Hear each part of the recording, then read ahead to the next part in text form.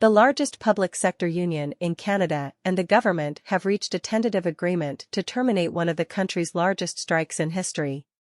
After nearly 2 weeks, the agreement between the Treasury Board and 4 PSAC bargaining parties representing 120,000 public servants ends the strike. Monday at 9 a.m., union members returned to work.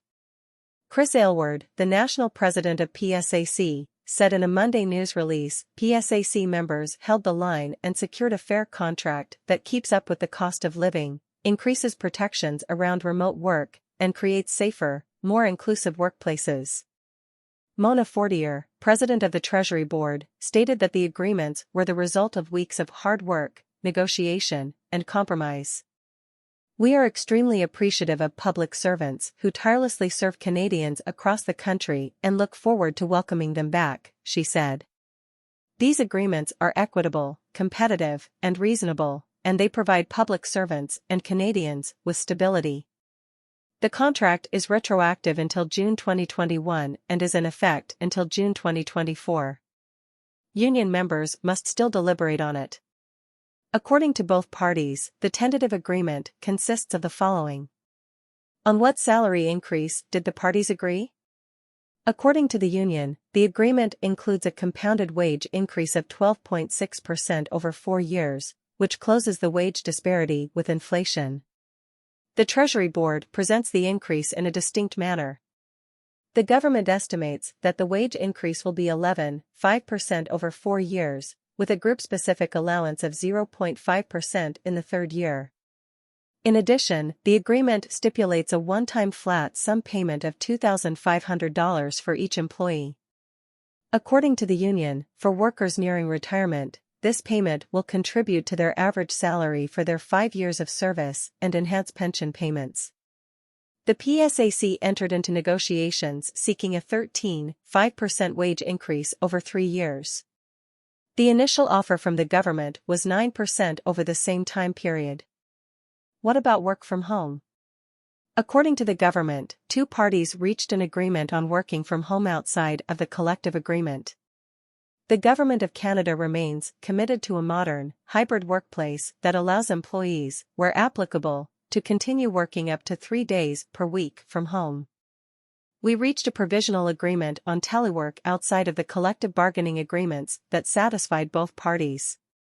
We agreed to conduct an assessment of the telework directive and to establish departmental panels to advise deputy heads on employee issues. PSAC asserts that its members now have access to additional protection against arbitrary remote work decisions. We have also negotiated language in a letter of agreement that requires managers to evaluate requests for remote work individually, not as a group, and to provide written responses that will allow members and PSAC to hold the employer accountable for equitable and fair remote work decision-making. The parties have also agreed to establish joint committees to address employee concerns regarding remote work. What else does the agreement contain?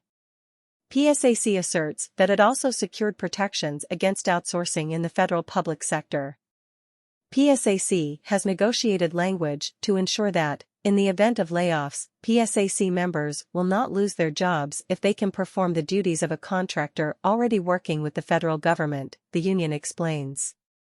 PSAC negotiators also emphasized anti-racism training as a critical issue. Monday, the union announced that the agreement includes an agreement to create a joint committee to review the existing training courses related to employment equity, diversity, and inclusion and to ensure that employees are aware of all available training opportunities during work hours. Additionally, the agreement includes paid leave for Indigenous employees to engage in traditional activities such as trapping and fishing. What about CRA workers? Despite the fact that tentative agreements have been reached with 4 bargaining units representing 120,000 employees in the core public service, 35,000 CRA employees remain on strike. These employees are represented by SAC's Union of Taxation Employees. Monday, PSAC announced in a press release that the PSAC/UTE bargaining team would engage in a blitz of negotiations with CRA in an attempt to reach an agreement. Monday morning in Ottawa, CRA employees were out picketing, including on Heron Road.